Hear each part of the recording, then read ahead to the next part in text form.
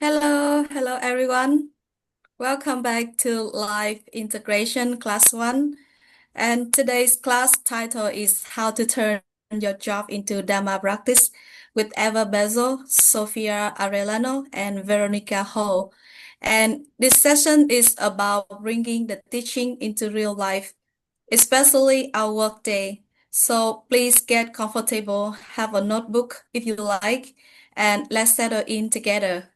And all right, let's welcome Eva, Sofia, and Veronica. Thank you everyone for joining us. Hello and good morning from Arizona, where I am in a motel at the moment. I hope you can Mhm. hear me well. All good? Okay, very good.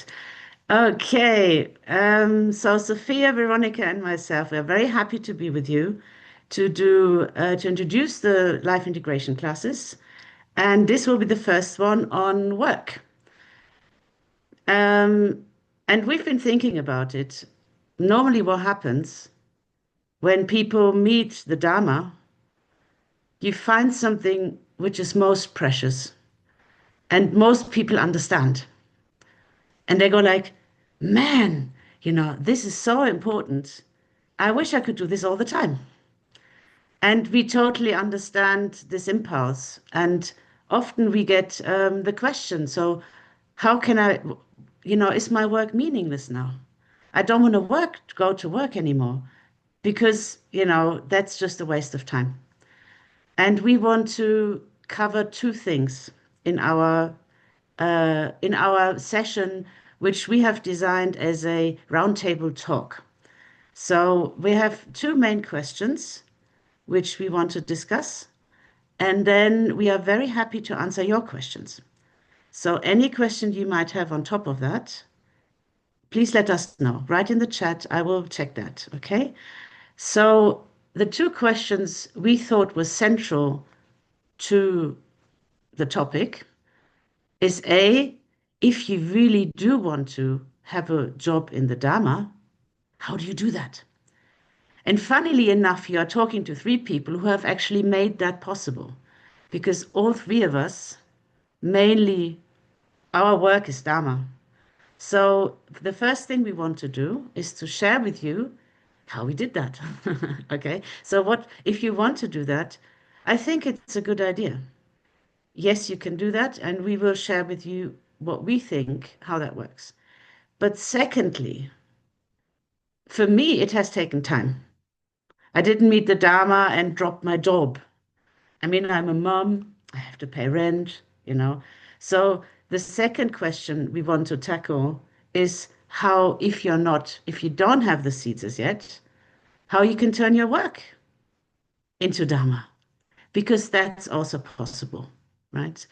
Um, so these are the two main things. And if you have any other questions, preferably in English, because I wouldn't be able to read what was just in the chat, then please let us know. So I would like to start us off. I would like each of the speakers to introduce themselves. I do that quickly myself. So my name is Eva. I live and work in Germany.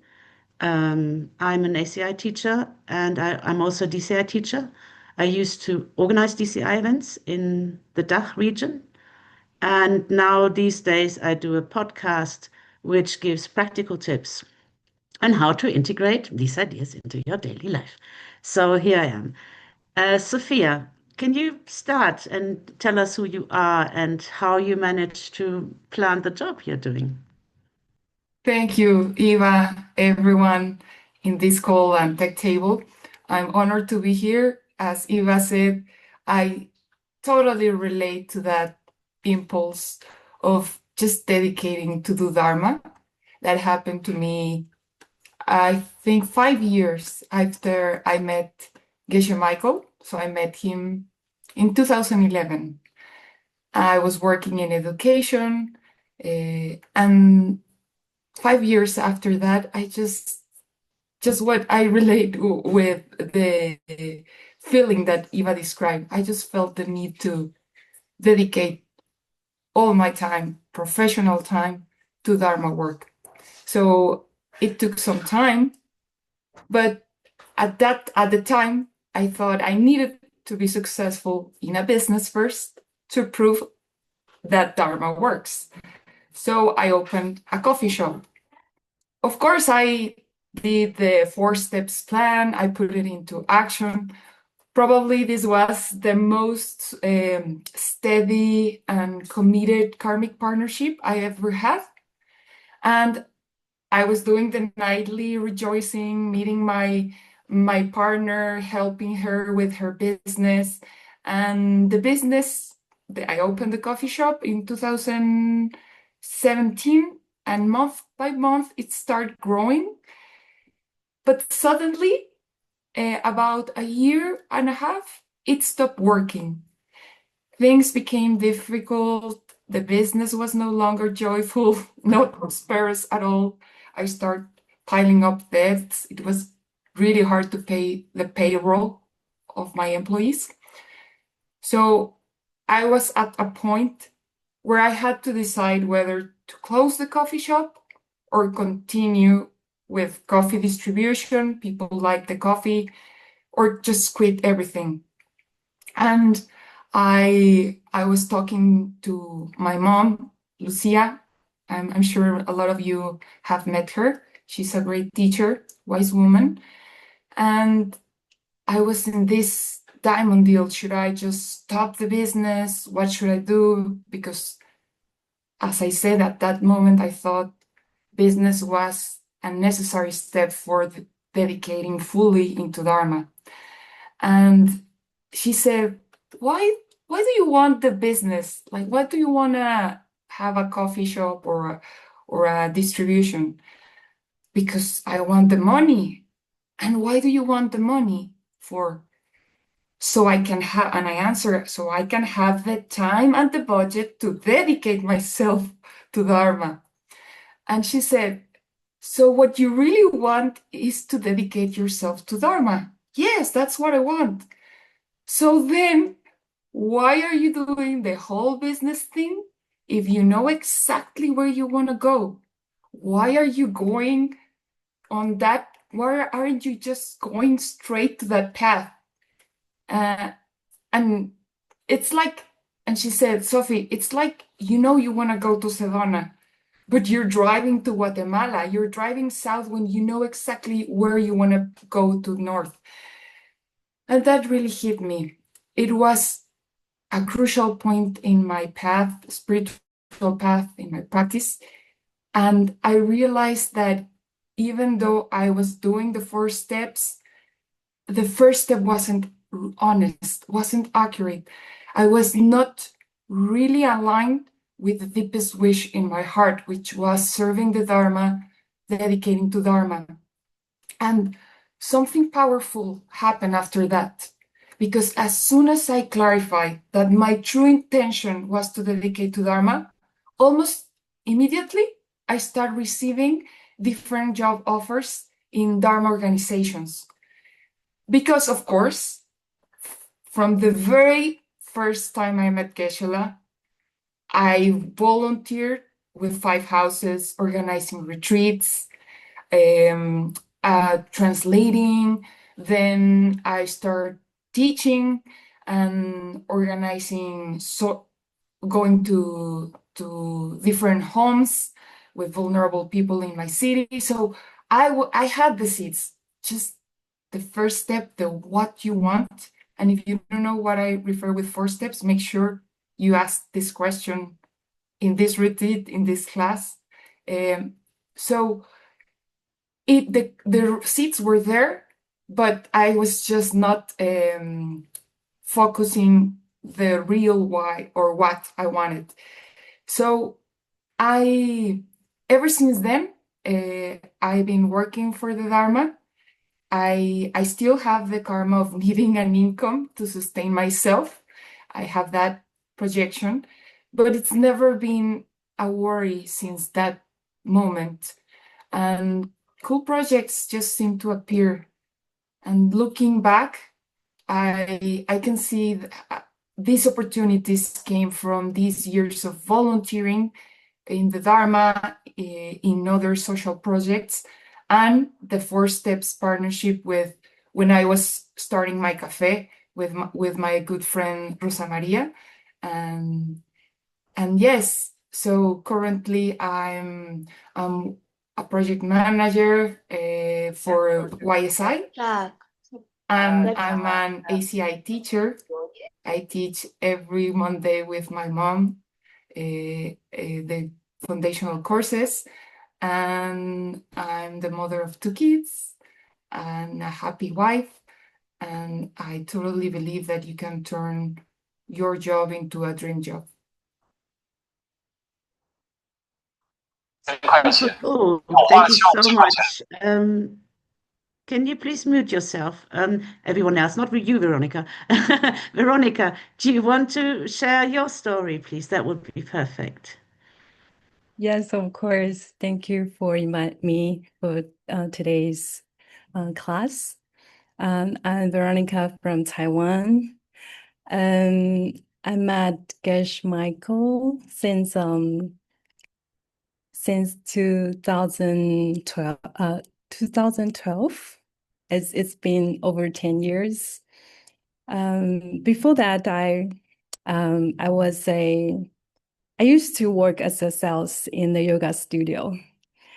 And I actually love my job because I understand that I love to connect with people. I think because I study and practice yoga, and this kind of technique helped me to understand myself. But as to work as a sales, when I work over time to time, I start to feel stressful. And then I had some problem with my manager at the time. So at the time, I feel like I had a relationship problem because it turned out that I didn't like my job. I cannot handle my job actually. I like my job, but I cannot handle it. So then because since I started to practice yoga at that time, already maybe 5 years, I think there's a seed coming out in my mind that I want to become a yoga instructor. Then I start to took the our white yoga alliance program. Then I start to become a yoga instructor at that time. So I feel like, oh my God, I start to live in my dream because I want to teach yoga to people. But when I start to do that, I still need to face financial situation and also relationship situation that time. So I think that's why we are here to share our story and talk to everyone here. And now since then, I already become a yoga instructor for over 15 years. And now I'm a YSI distributor in Taiwan. For me, 4 steps is really work because when YSI started in the pandemic, I tried to help the Singapore and Malaysia distributor to help them promote YSI to Taiwan students.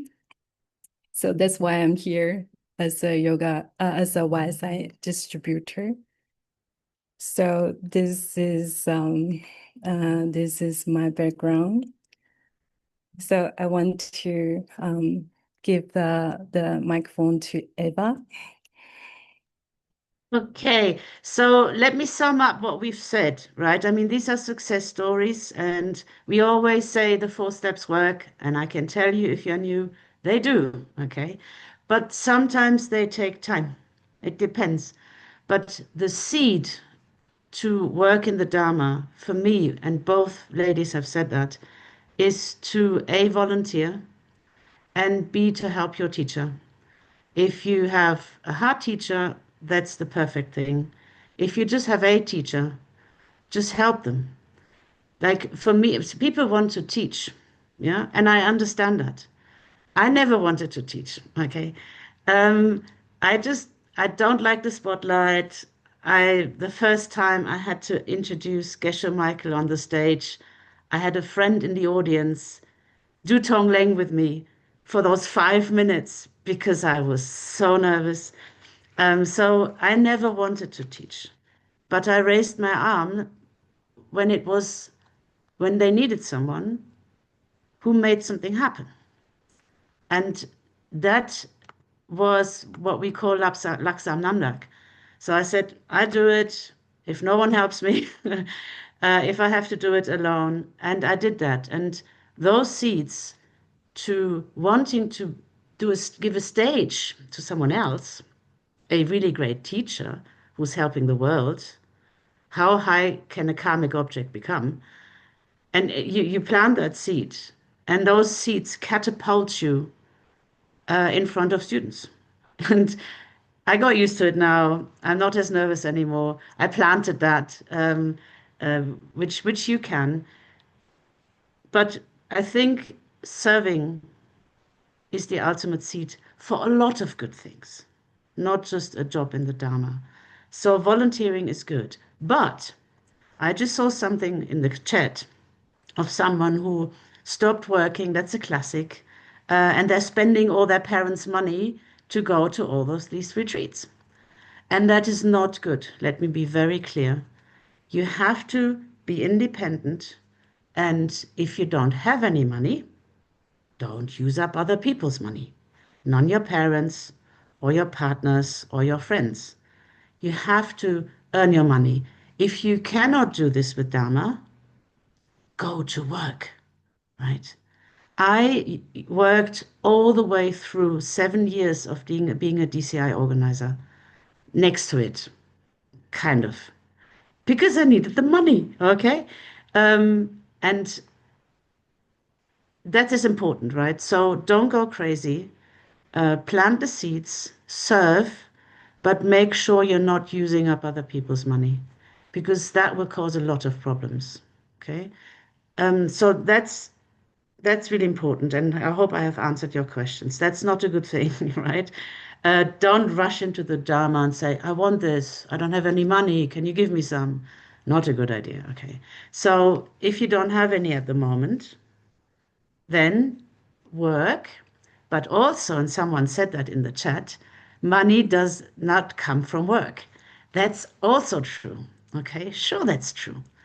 How do you have money? You give money away. You share what you have. You're generous with what you have. You're not sharing the money that of other people, okay? So yes, that's true. If you are generous and you continue giving, then you will have enough money, and then you don't have to work at all, and you can be a full-time volunteer all your life. Okay? It doesn't matter how you do it. Just make sure you understand what's happening, and you have to be independent and do the right thing. Lead an ethical life. That's what we're learning here. You're not going to get a job in the Dharma if you don't lead an ethical life. I can promise you that. So be independent. So that would be the first thing. I think for me, definitely it was serving my teacher that got me a job that is paying almost my rent now, which is cool. But it took some time. I've been in the Dharma for 15 years. So, seeds take time, okay? You have a time gap. You have been here for a long time. You have been doing funny things for a long time. Sometimes it goes quickly, and sometimes you just need to keep on planting. And it will open, it must open, okay? So let's have a look at the second question. So until those seeds open, well, how can we make sense of work? How can we change work? How can we make it a mandala? So, Veronica, can I give it back to you and you kick us off with a question? How do you think about work? Because let me say something. Also, Dharma work, you have to be careful because not everything is rosy. You are not surrounded by angels all the time, okay? You have the same funny people then at your bank, okay? So basically, for all kinds of work, what can we do to make this a practice? So, Veronica, can you start us off, please? Yes, I think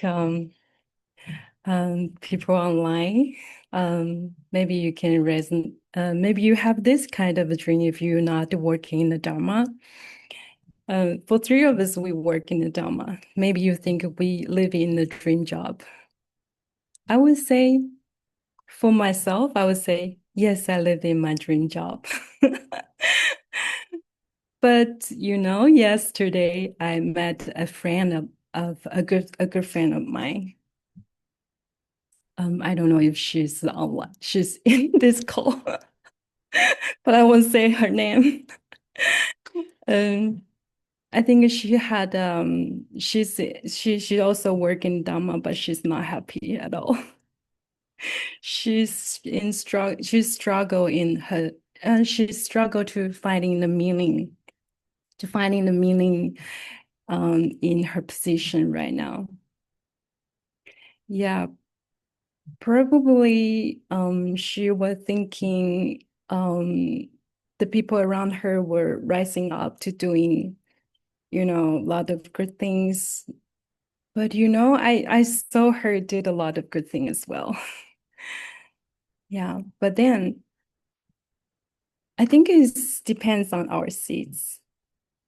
It depends on how we see this job. When I was just a yoga teacher, I only work for myself. Okay, in Chinese, we have a quote that if you earn money, you just feed yourself is not enough. But now I have a company. I have to take care of a lot of more students, and I have to take care of the company. I have to take care of the staff. I have to take care of my family. So everyday life, I have to involve with more people. So, in the work situation, our practice is so important. So I think the daily practice, the sadhana is so important for me, for myself.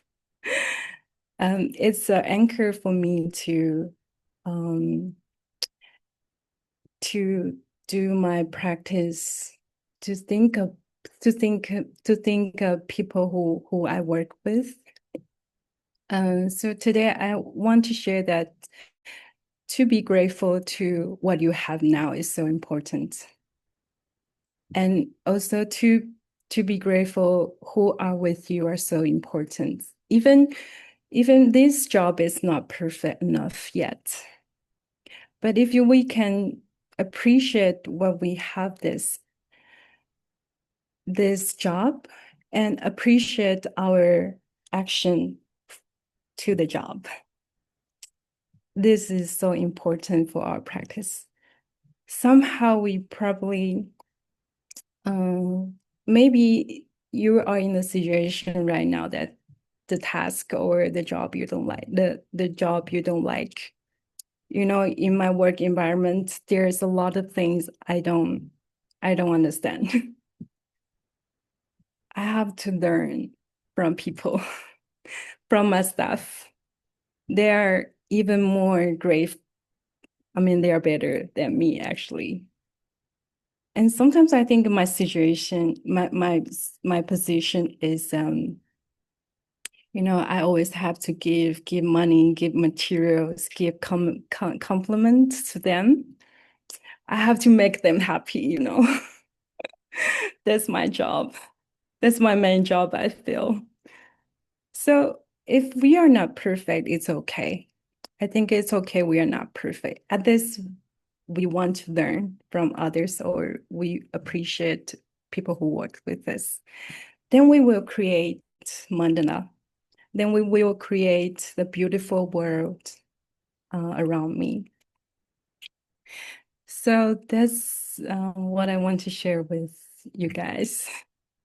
Oh, thank you so much, Veronica. That's very, very beautiful. Sophia, do you want to add on that, please? I thank you. Yes, I love the emphasis on appreciation, and I think what I want to share it's somehow connected to that gratitude and appreciation, because as Eva just said, you can you if you don't understand about karma and emptiness, and also Veronica shared a story about without the foundation, the seeds, the dream job can eventually turn into a burden. And I shared earlier how in my story how I reached this dream job and working in the Dharma in the worldview ecosystem. But even this dream job became exhausting. And I have this kind of pattern. I noticed that in my life, I've always had the karma to get jobs easily. And many of them felt like dream jobs at the beginning. And after some time, they start, instead of being a mandala, like a paradise, the dream job, they started to become the opposite, exhausting work days, and a very repetitive affliction. I'm working harder than everyone. I'm not being recognized. This is like some affliction that kept coming and coming. I changed jobs, but this feeling appeared. So I just decided about a year ago, I said, like, I have a dream job. I'm screwing it up. Stop. Like, and look more deeply into it and realized that the root of this affliction was the lack of joyful effort, which is one of the six perfections. And the six perfections is an important topic that we will be studying throughout this retreat. And this joyful effort is so connected to what just Veronica said about appreciating. And because it's incredibly important, it's the energy that nurtures all the other six perfections, all the other five. So you have generosity, sharing, the perfection of sharing, ethics, or just being kind, not hurting others, and patience, that's not getting angry. Those are the first three. And if you cultivate these perfections, you will eventually develop the body of a Buddha, a body that it's always blissful and could appear in any part of the universe to help any being who needs it. And the other top perfections are the wisdom and concentration, single-pointed concentration or meditation. So that will eventually develop our omissions, our capacity to see the present, the future, and the past of every sentient being. So joyful effort is what allows that you develop these six perfections, the other two packages. So going back to my affliction, so I really decided to be more joyful, do more joyful efforts. And I found four things that I believe I identify that were crucial to make some progress in my joyful effort. And the first is impermanence, just remembering that we are gonna die, we're aging every second, we're getting closer to that moment. Like in this call, there's 379 people, and maybe today, maybe tomorrow, one of us will be the first one to leave this world, and eventually all of us will be gone. So just keeping renunciation close. And this has to do also with what Veronica said, just appreciating the time you have, the fortune, the opportunity to serve. The second is keeping a high motivation. I'm a mom. I'm sure a lot of you are parents in the conventional way or not conventional ways. We all That's why we have the seats to be here in this call. So you would do for a kid, for one of your kids, what you wouldn't do for yourself. So having a high motivation of seeing all beings without suffering, with the causes of happiness, pushes you forward when the jobs become boring, when you have been 8 hours in spreadsheets and it's hard to get the joy.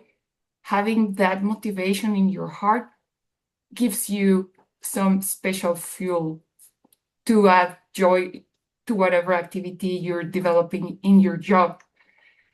The third for me would be you need some certainty. You need proof that the 4 steps work. You need proof that you can end your afflictions. So I seriously recommend doing the 4 steps, because once you get a proof that you had a goal or you had a problem, and through the seed system you fix it, that certainty is very powerful. Also, when you're tired, you're bored, when you're discouraged, or when you're having a disaster in life, and just practicing working with joy is not doesn't come naturally. It's all the opposite. And fourth, for practicing joy, we know Geshe-la has taught us, and the stellar practice is coffee meditation. Just going to bed, remember the good things you did. I needed, on top of that, I needed to spice up with joy my day more focusedly and more repetitively during the day. And for me, physical activities that bring joy to me, such as drinking the tea you enjoy, looking to the sky once, take some breaks to just look into the sky, or the picture of your family, creating a nice space, are powerful. And for just as an example of another way to bring joy in externally, I kill my butt for 2 weeks to deliver a beautiful course that we had. We were fortunate to teach through YSI and Geshe-la 2 weeks ago. There were 7 days in a row where I slept 4 hours, maybe. So as soon as the program ended, I went to the mountain. The program was produced in Sedona. So we went with my family, my kids and my husband. We went to Flagstaff, 1 hour drive, and we had 2 days just to ski, enjoy the sky, the snow, the family. Because if you work hard, you serve hard, you celebrate hard, you party hard, not for 7 days. Maybe you did 2 weeks of strong hard work, 2 days. Also, if you see my calendar, my flamenco practice is dancing for me, brings so much joy. So for me, that activity is as important as meeting with my boss, and it's untouchable. So I believe that having a practice, a physical practice, a mental practice, that inspires that joy throughout the day is also important, because it changes the energy you bring into anything. It permeates, it spreads all your interactions, all the messages you send through Telegram will be inspired by that joy. And it's really important to remember that sometimes it's hard. We have experienced that we've been invited, asked, begged to celebrate our good deeds. And it's still, after Eva said 20 years of practice, I'm 15 years, no, yeah, about 15 years. And Veronica, some also around that amount of time practicing, and we still struggle with this. And we're in the Diamond Way path. We're in the 5th program preparing for Diamond Way. And we need to accept the idea that the goal of this path, the method And the goal of this path is a state of complete wisdom and complete bliss. And without the bliss, there's no practice. There's no Dharma without fun, without joy. And joyful effort is simply not optional. It's essential in the path. And all these afflictions that made my job turn not a mandala, the opposite, what were related to this lack of appreciation, lack of joy. And I've seen huge progress in my spiritual practice and the job and the reach out of my work by adding this joy to what I do. So thank you for letting me share. Thank you, Sophia. That's really, really beautiful. So I think we've heard a lot of really useful tips already. Let me add possibly two to this. Let's remember Geshe Michael Roach, our teacher, what did he do? He had a job for 18 years, right? Because his Lama told him so.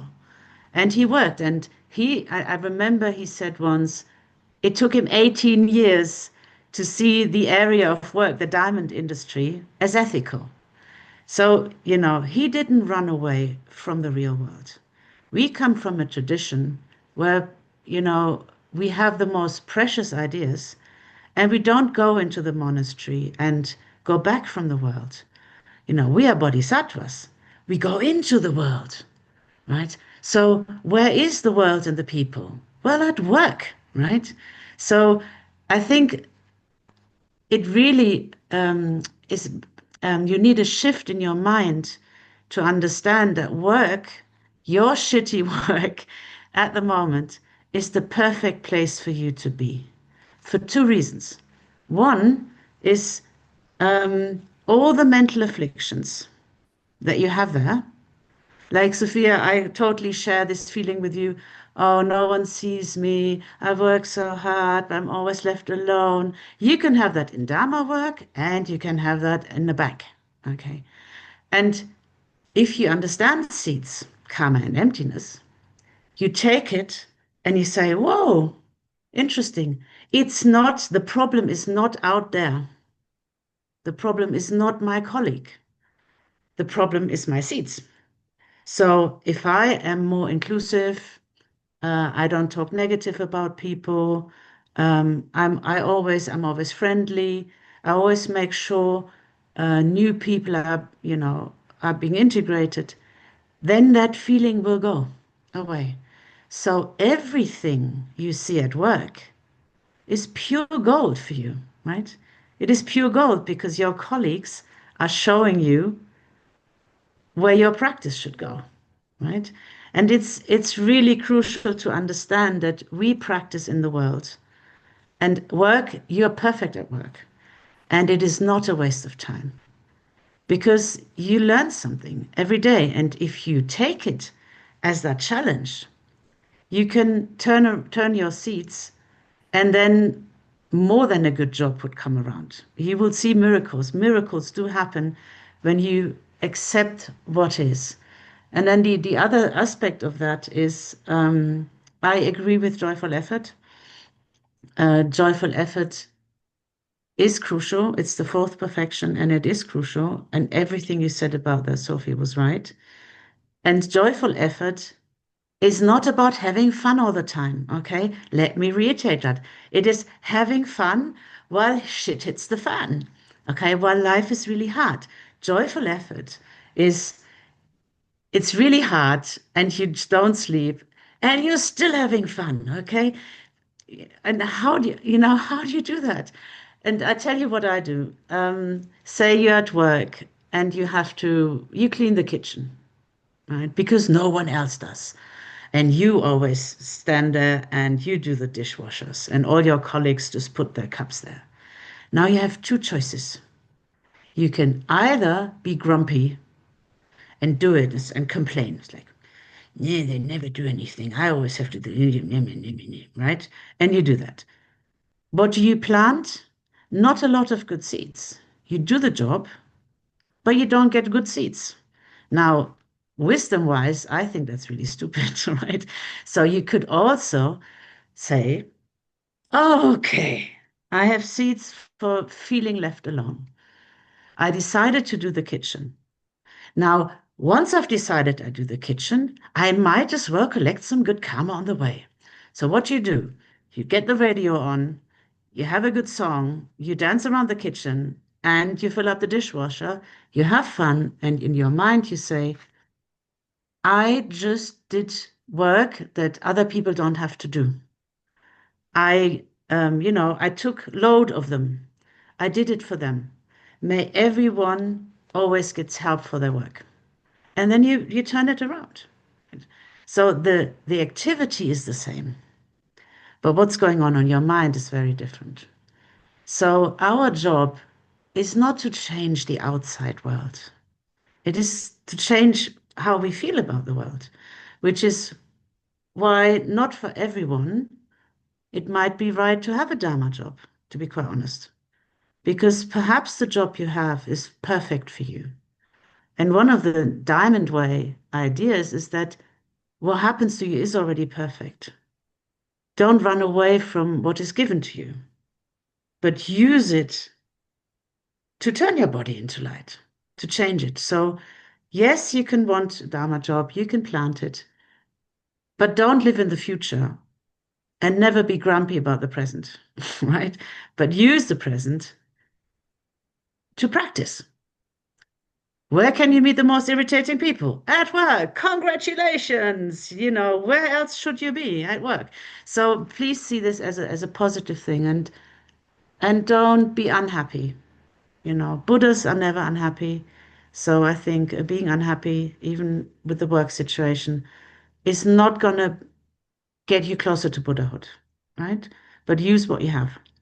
Then I just add one more thing, and then perhaps we can see whether there are any more questions. The other thing I wanted to recommend is how do you pimp your seeds at work? There's one really great method you can use. And that is something Geshe Michael has told us very early on. But for me, that belongs in the Diamond Way category. Because again, you have two choices when you meet the irritating colleague. You can think he's a schmuck, an idiot in a bad mood. Or you can think, well, I cannot really judge other people. I do not know who he is. Logically, I know I cannot judge other people because I'm sitting in the cinema and on a white screen and I'm projecting my seeds on that screen. So whoever I see is coming from me. We know that. But then you can take it higher and say, maybe that's a special person. Maybe that's an angel. Maybe that person is already enlightened. I cannot prove it. I cannot see it, unfortunately, because my seeds are so crap. I see him as an idiot. But I know that theoretically, because of emptiness, there's the possibility that he be someone else. Okay, when you do that and you bring this guy a coffee and you clean the dishwasher for him and you think I'm doing this for an angel, the seeds you accumulated are hell crazy. They're really good. So you can create a Buddha paradise wherever you are, at work, if you fight your normal conception of people. That's the classic, the Geshe always says that's Dushe, the lady in the elderly home. When you have the hand on the doorknob, maybe she's an angel, she's a Buddha from heaven who came down to earth 80 years ago just to be for me, there for me, so I can plant some good seeds. That's Dushe. That's a decision. And it's hard because they still look like idiots, okay?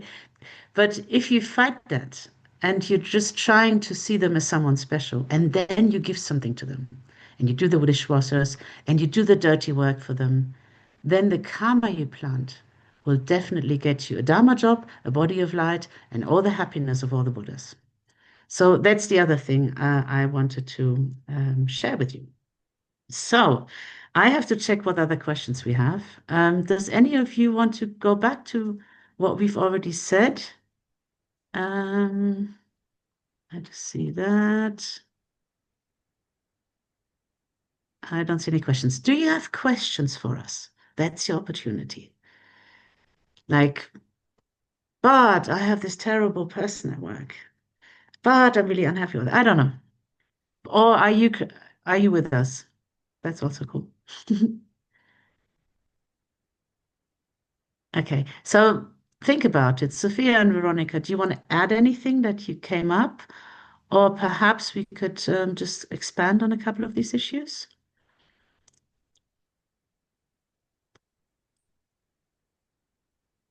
Here's a Veronica? question. Yeah. Here's a question coming up. That's Uh, what about online jobs? uh, can you read that question to me? Is this student say what about online jobs? Online Online. jobs? Ah, what about online jobs? Well, I think if you people online can irritate you as much as people in real life. I think it's the same underlie, it's the same practice, I think. But please, you know, say what you think. Please make this question more specific. How do you manage this crazy schedule with all these teaching as a normal life? Good question. So, Sophia, I'm sure you can answer that. Yeah, with two kids, 7 and 5 years, the schedule is busy, and then uh, a worldview job that's even more busy. And and again, my mom, something that she keeps reminding me, time is empty. It's just a projection, how we experience time.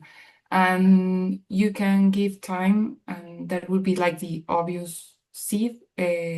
Just give time and dedicate it to see your schedule being more flexible.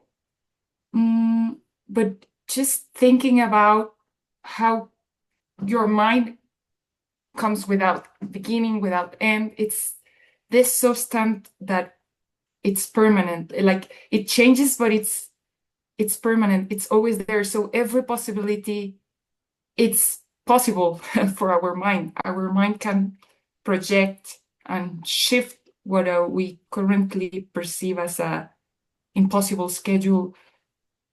Things could start shifting. And as Eva described, we didn't start it from, we wanted a Dharma job and we just didn't quit our current jobs. We did it, we built little by little. So just start, as Geshe-la says, when you want to perfect your sharing, you start giving carrots. So maybe you can just start for what comes easier to you. Like think of who can I give 5 minutes of my attention, of my time, or what message I've been delaying that I can send and save this person 5 minutes, or I don't know. And you dedicate it for having the time to study what you want, because I believe the question was, oh, sorry, I lost, how crazy schedule with these teachings. So you can dedicate to have the time to study, have your retreats, and still do the commitments you have before you met Dharma. All of those commitments, you can still accomplish them. Thank you. Veronica, I see another question here. Perhaps you want to take that. I don't know. It's very challenging when I've worked so hard to give to my daughter, and she still accuses me of not caring for her well enough. Do you have a take on that? And then there's I another one actually want also. to take the one, what about the online job? Because Okay, you do, please. I work with my staff online all the time. And some, online job can be challenged because you cannot, immediately talk to them because they are everywhere. They are in other cities, and maybe they are doing other things, and we don't really call each other all the time. But we text message, but they sometimes you expect they will reply them, immediately, but some staff they are not. Or maybe they're kind of delay or something. So then, at the time I will use the strategy that I was thinking, or I will just tell them what can I help, anything I can help if I need something from them. But I want great, how to say, aggressively talk to them that why don't you give this and that, you know? So I would like gently talk to them, anything I can help with, or just remind them the schedule. I think Sofia did this really well. I really like what she write to the distributors. Very sweet and very gentle.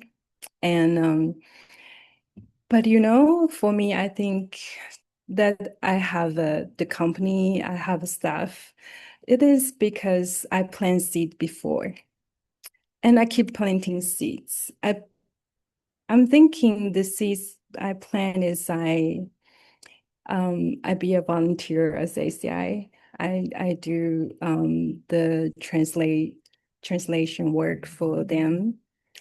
I think this is really powerful seeds for me that you are doing volunteer work and then you see people are working for you.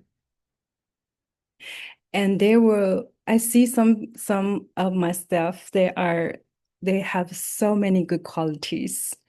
They will just tell me what they should do. This or this, what do you want? They will ask me in the first, or they will create the schedule for me. I think that's the seed I planned before. So if we know the relation of cause and effect, then we have to keep planting those kind of seeds. Otherwise, it will wear out. Yeah, so that's and it isn't just about online, it also about, every kind of work. Yeah, that's a good point. Don't stop investing, otherwise they run out. Let me take quickly this question about, I worked so hard and she still accuses me of not caring for her well enough. Always remember that what you experience is just seeds. It's totally real and it's often very painful, but it's just seeds and you can change it. So you grab a friend and you say, I'm trying really hard and I don't get the recognition for it. And people are not grateful. I do so much, but she's not grateful, my daughter. That just means that you could be more grateful, right? You turn it around all the time. So if you see someone not being grateful, although you think you earn it, then that just means look around. Could you be more grateful? And if you do that, your daughter will change her behavior. That's how we do, right? Um, okay. I had a different question, which I think you're answering here. I witness your pure heart. There you go. It's the same things in the chat. There was a different question. Oh, yeah. I thought that was an interesting question. When I live a moral life at work, I see how it annoys others. And I start to think that I'm causing harm with my goodness. What seeds do I need to correct? I think that's interesting. Um, I would say that you see, everything you experience again is a result of your seed, and you have to separate the two. If you try to lead a moral life at work, check, good seeds, be happy about it. If you get a bad response from it, have a look at it. So if I annoy others, then perhaps I have to be careful with my speech. Like if you have a harsh speech, then you think you can have that experience that I annoy others or being criticized by others, because that's what happens to you, right? You feel criticized. And that's one thing. Just watch your speech and try to speak more kindly and less harsh, and then you won't feel criticized. And then the other thing I think we have to be very clear and very careful about is don't missionary, don't be a missionary, you know. Don't try because you're so enthusiastic about the Dharma. Don't go around telling everyone they should say the think the same. You know, it's like that's something that happens to all of us. But you have to understand the own. I used to be very alone. You know, I'm coming from a very political background. None of my friends were doing this. But now I have only friends and hundreds of them who only want to talk to me about the pen. And I know that I did this not by talking to people, but by practicing, right? Stop trying to tell people how they should behave, but use these ideas to turn your heart around. You have to practice it in your heart. There's no one else you want to talk about, you know. Don't tell people they plan bad karma, right? Don't tell people they should be more ethical. You know, don't go around and tell them how great Geshe Michael is. You know, you must understand that the seed to see a Geshe Michael in this world and to think he's great is extraordinary. And it's coming from seeds. It's not there objectively. Not everyone loves a Geshe Michael, right? Some people hear the pen thing and they say, yeah, no, I'd rather do Pilates, you know. And we have to expect that. We have to say, yes, that's okay. You do Pilates, you do something else. If you are a Christian, I'm very happy for you. We don't criticize the solutions of other people. That's a bodhisattva vow, a couple of bodhisattva vows, to let other people be. And if they found something that makes them happy, very good. So I think that's also something we need to remember. Don't go around pushing the Dharma onto other people. Just practice it silently, and you will have people who listen to you. Like if you're joyful, you plant the seeds to be a leader. We know that. So if you're joyful, although it's hard, then you will have people around you who ask you, you are the funny pen person. Can you explain that to me? And I always wait for people to give me the mandala and say, Eva, you're that funny karma queen, you know, so tell me about it. Yeah. And then I tell them about it, but I don't push it on them. So think about those two things, about the virtue number 6, harsh speech, and perhaps you might be draw back, just do your thing, be ethical, and then people will come to you and say, you're a funny person. I like it. When I came back from my first lay room, I was in America at an airport, and a woman came up to me and said, I don't know what you're teaching, but I want to learn it from you. And I went like, okay, that's strange. So these things will happen to you. Okay. Okay, I think we are up. I'm sorry. Now we have 24 questions, which or 24 comments, which I haven't been able to take. But we'll be happy to pass it on to the next live thing, perhaps. Or if you two have something that you can do in 2 minutes, then we can do that. Veronica? There's a question about maybe I can quick answer it. She said that if I work in the medicine with patients, how can I do everything right to sow the right seeds? I think if you are working with patients, I think you have to rejoice your action to taking care of the patients, and try not to overload. Try to. I want to answer this. It is because my mom works in the hospital, and she's working so hard, and she works so hard and make her sick. So try not to overload on yourself when you are working, and also follow the ethical life. Follow the 10 virtue, or maybe you took the vows from Bodhisattva vows. So you have to view those. You can check it every day. I would suggest that. And you can see you can check what you already did good and what you have to perfection on those kind of seeds.